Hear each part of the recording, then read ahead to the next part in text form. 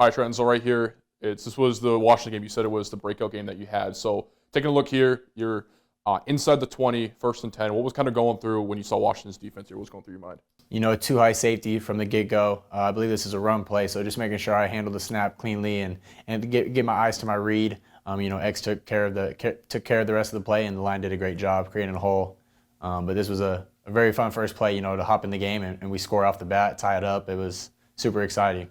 And that was one of the first plays that you had entering the game. I mean, what does it just say, having that strong run game like that? I mean, Exon and Gata have been really good. Yeah, I think having a run game is huge, as an offense. It makes safeties, have to come down in the box. And when you come down and load the box, then you have one-on-one matchups outside. And if it's too high, then, your numbers are good in the box and you're able to run the game or run the ball. So I think it's crucial to have a good run game to complement your pass game. And then here, once again, 2nd and 6 here. You're in medium situations here. What are you seeing right now from Washington that they're giving you? Yeah, so we just motioned over Badger. Nobody followed him, so that's a man zone indicator. And then just working my reads, field the boundary, and taking what they give me. So Badge, catch it, get upfield, and like people have seen, when he has the ball in his hands, he's super special.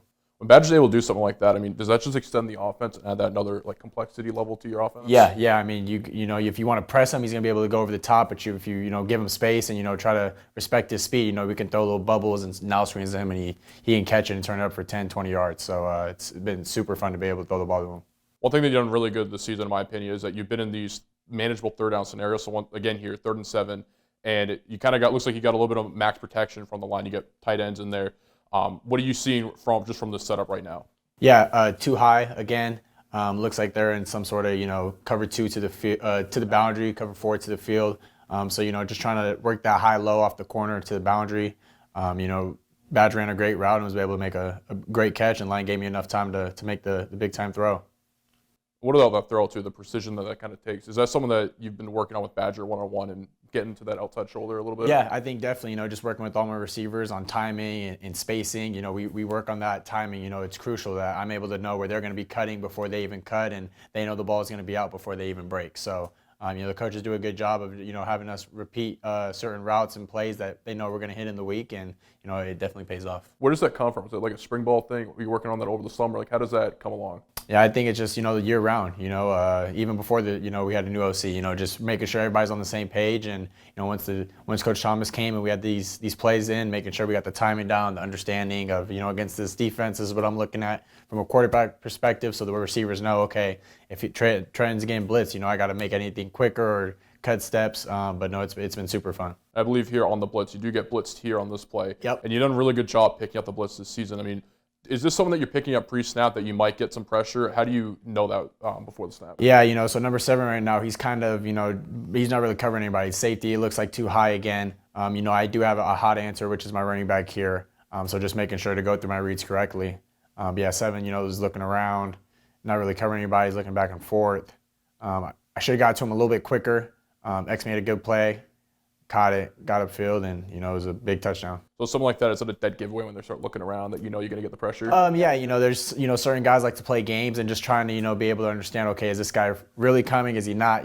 Just the other day in practice, Rose messed with me saying he's coming. I'm like, you're not coming, dude. You're the only guy that's over there. There's not a safety capped or anything like that. So just picking up on tendencies and really understanding the breakdown of the defense is huge at the quarterback position. And then how much of that, knowing the pressure, how much of that comes from knowing their situation? So if you're in 1st and long, 3rd and long, how does that kind of relate to that? Yeah, I think it's big to understand, the situation of the down and distance and understanding the team you're playing against. There's certain teams that like to blitz, early in 1st and 2nd downs. There's some teams that like to play zone. So I think it's big, on breaking down film with the coaches and going over the game plan with everybody and making sure everybody's on the same page.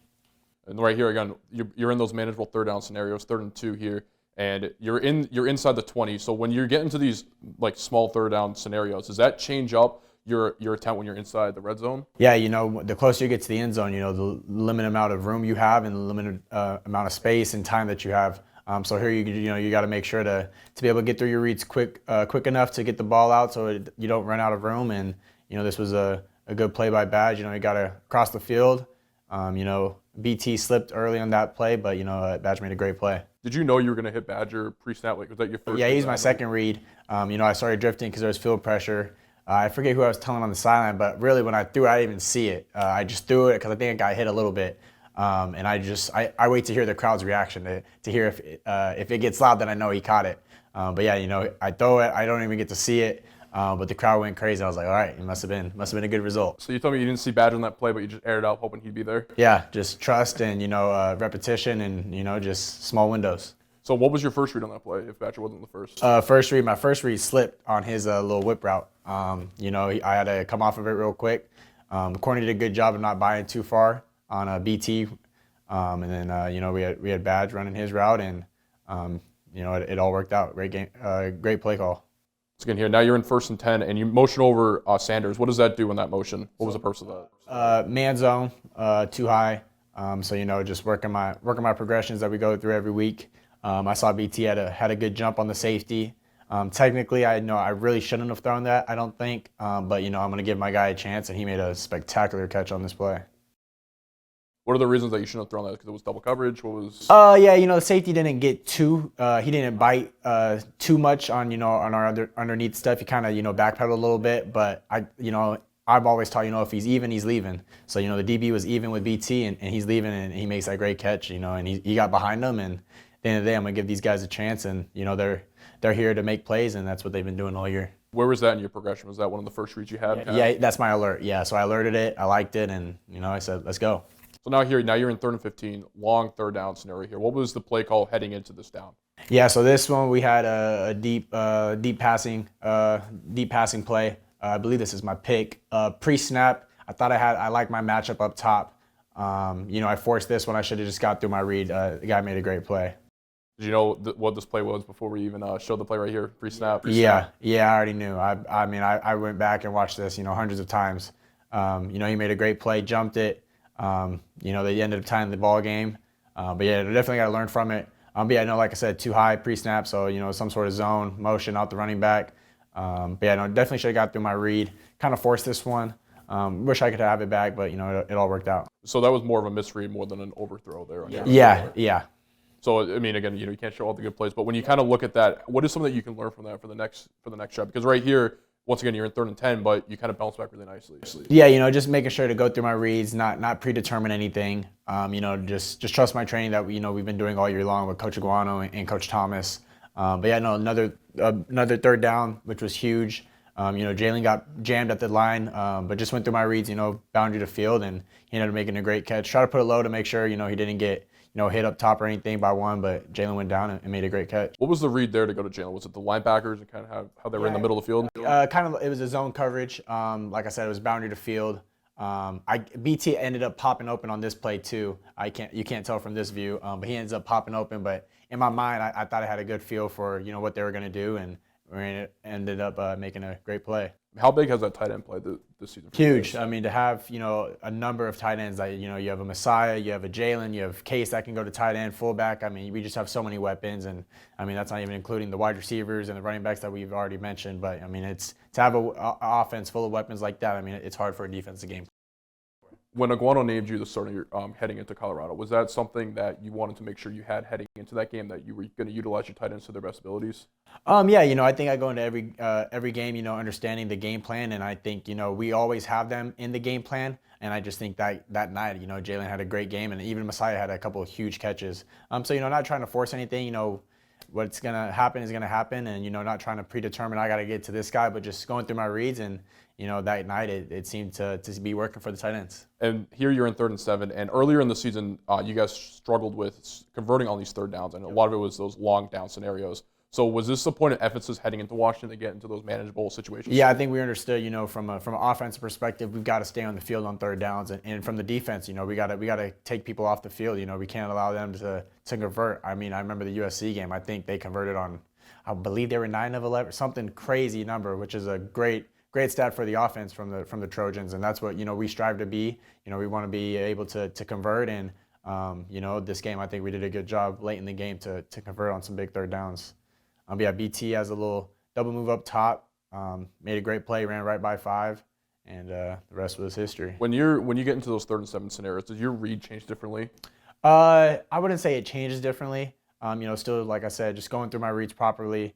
And some downs you got to quicken it up, like I said, if there's a blitz or something like that. But just going through my reads. I could have probably gotten that one out a little bit quicker too, but wanted to make sure he was the right read, and he definitely was. What made you determine that he was the right read on that play?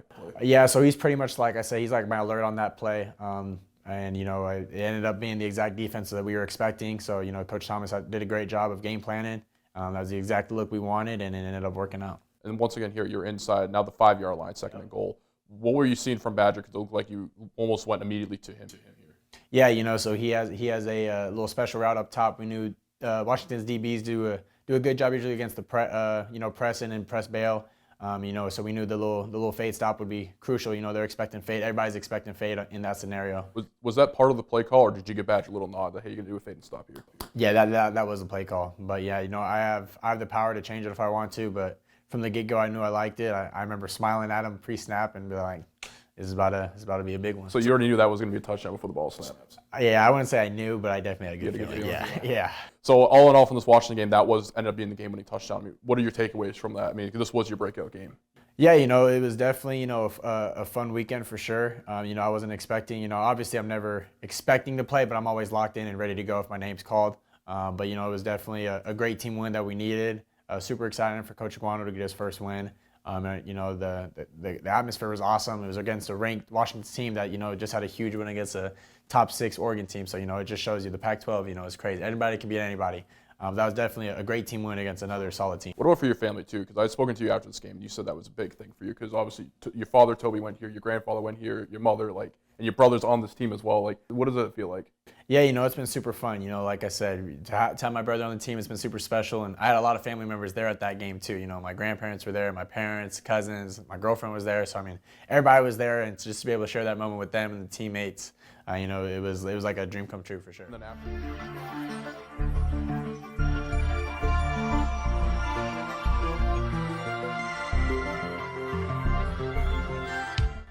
After a 15-3 open to the season, the Sun Devils appeared to be on track for a 2023 tournament bid, but the program encountered a 9-game stretch that had the Sun Devils losers in 6 contests.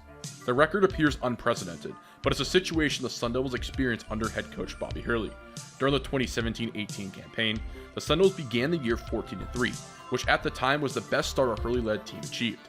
All appeared well until ASU lost 4 of its final 5 regular season games. The Sun Devils' hope to make a run of the Pac-12 tournament was short-lived after losing their first game to Colorado. Despite the rough ending, ASU still attained a bid to dance in March, but the dream ended at the hands of Syracuse, who defeated the Sun Devils in the first 4. In total, ASU finished the season losing 6 of its final 7 games, but made the tournament thanks to major wins across its schedule.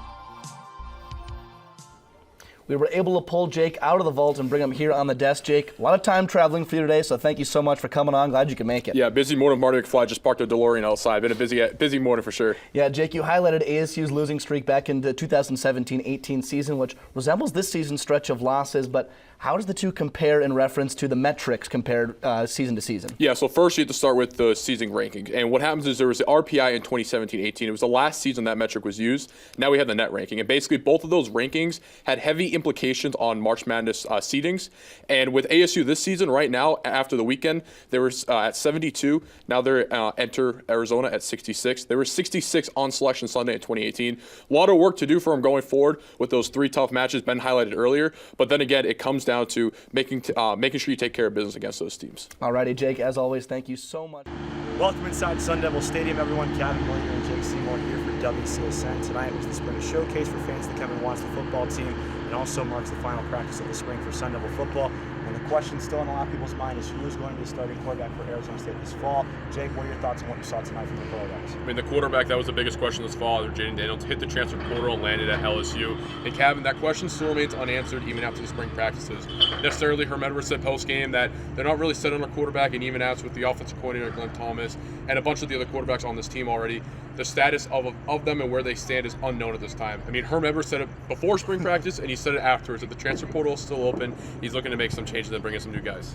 Yeah, and another thing that Herm Edwards really kept his eye on tonight was the penalties, and that was an issue for this team in the fall. What are your thoughts on how they avoid those in summer camp and fall camp, and obviously when the season comes in August? I mean, yeah, like you said, Kevin, penalties played a major role in Arizona State's struggles last season, but Glenn Thomas said it best, just consistency, get some more reps with everybody. And, it's a team that has a lot of turnover, a lot of new players on this team, and getting those reps together in the summer will help them in the fall when it comes to those little things that really matter.